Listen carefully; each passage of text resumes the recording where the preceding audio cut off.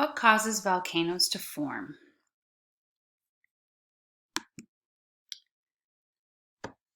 A compression at subduction zones can lead to volcanic mountains. So go back to looking at our different types of boundaries, and we're at a compression zone. We have that subduction is going where the one crust is going underneath the other. Usually you're looking at continental crust and the oceanic for this. Think of our ring of fire that we look around all around the Pacific on those coastlines. Volcanoes. Their heat from Earth's core can escape to the outside through a gap between tectonic plates, or heat can punch through the middle of the tectonic plate, releasing pressure and heat to the outside. So we're talking about punching through. Think of Hawaii. It's what we call a hot spot.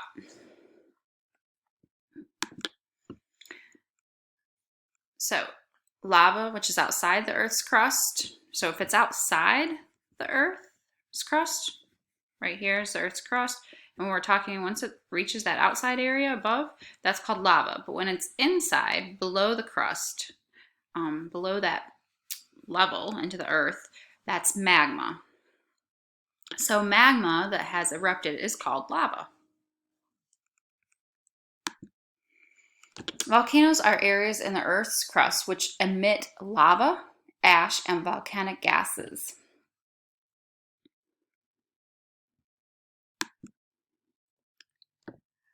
So some comes out of it also. Well, besides magma erupting as either lava, it can also be pyroclastic material. So that's like a bunch of rocks and debris and the gas pushing it out. Lava is a liquid magma that flows from a volcano. Its viscosity may vary. So what is viscosity? That has to do with how slow or how fast something moves. It's that resistance to flow. So is it gonna, like honey that you see here, is it gonna go really slow? Or like this blue water, go really fast? Well, lava can have the same effect. It can go very slow or very fast. Pyroclastic flow. It's a huge glowing cloud of hot ash and dust, and it can race down a downhill. It can race downhill at 200 miles per hour, like an avalanche, and it can be hotter than 1,300 degrees Fahrenheit or 700 degrees Celsius. Mount St. Helens, this was a huge issue as a pyroclastic flow. It just threw it out and for miles. Not explosive eruptions. Most eruptions are not explosive, having a mafic basaltic composition. Your Hawaiian Islands, that's that slow kind of moving lava. And this is where you get your basalt or other eruptions are explosive, having magma compositions high in silica. Mount St. Helens is another great example.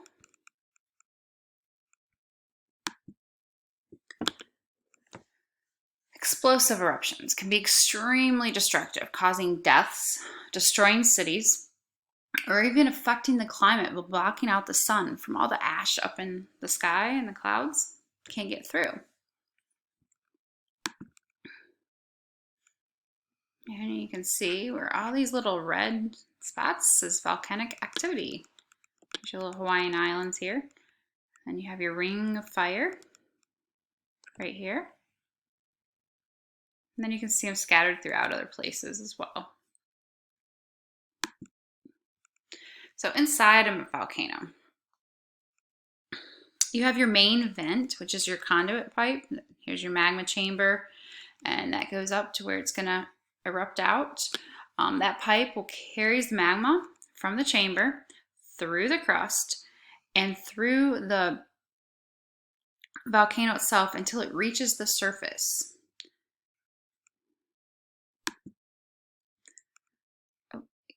Actually, I'm going to go back real quick.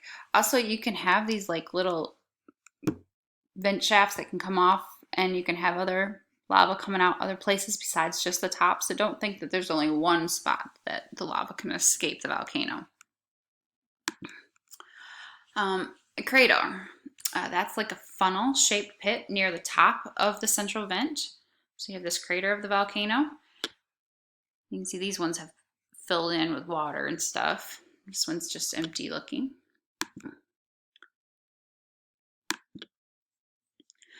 A caldera is a large semicircle depression that forms when an empty magma chamber collapses. So when it collapses, like here, this is your caldera. You can see one here in Yellowstone National Park. Okay, it's a perfect example of one.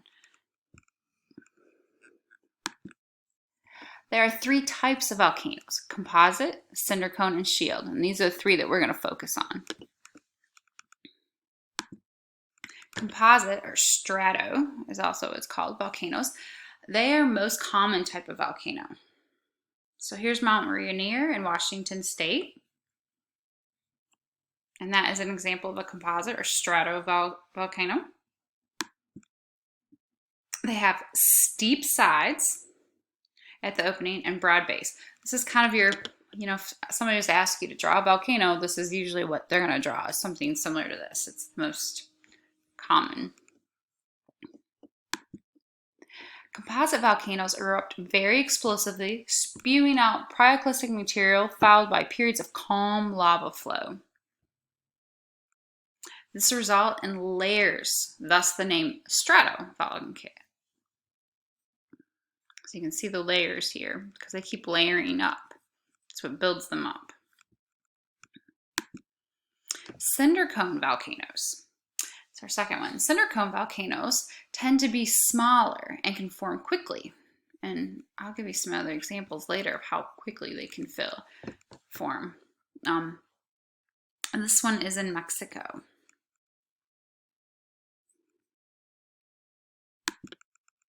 They have flat domes on top called cinder cones, and they're very steep sides. Cinder cone volcanoes form from moderately explosive eruptions of pyroclastic material. So they still have that material exploding out of them, but it's not as violent as some of the other volcanoes can be. Our third type, shield volcanoes. Shield volcanoes have gently sloping hillsides, but can be, so here it's like a hug.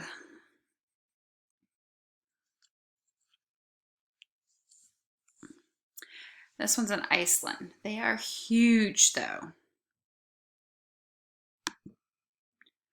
Shield volcanoes form from non-explosive eruptions with runny, less viscous lava flows. Ooh, it's a mouthful. So this lava, it just keeps flowing out, making the volcano bigger and bigger, but it's not as high up. It's just really widespread, and they're just huge. Hot spots. So I kind of mentioned this earlier when I was talking about Hawaii. These are volcanically active places on Earth's surface that are far from tectonic plate boundaries. They're just kind of in the middle of nowhere. So the hotspot is stationary and does not move. What's moving is that plate over it. And as that plate, or the lithosphere, moves, however, over time, a chain of volcanic mountains will form. So you can see here with Hawaii, here's where we're at right now with the Hawaiian island, and where they have, this is where the hot spot is.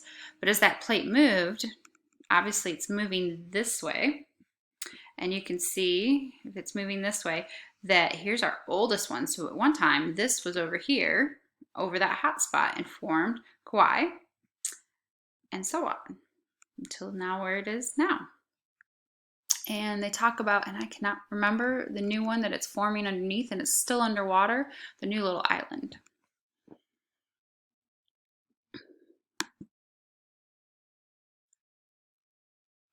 Kind of going back to this, think of a piece of paper. If you had a sheet of paper and you had a pencil underneath, and you just kept poking a hole, and all you're moving is the paper, and that you keep poking that hole, and you can kind of, gives you an idea how that, think of the paper as the plate, and the pencil is your hot spot.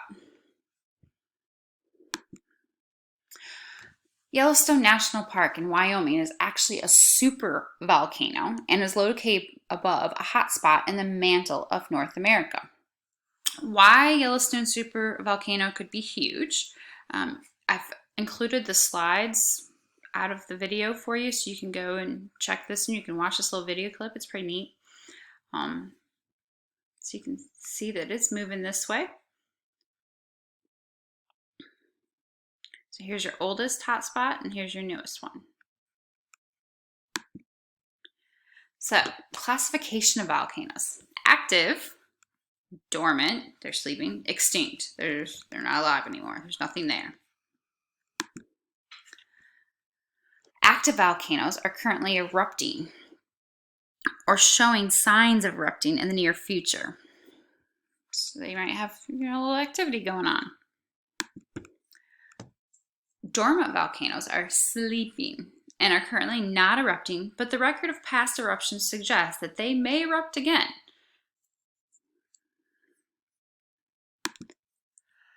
And extinct volcanoes are dead. They have not erupted in recorded history and probably never will erupt again.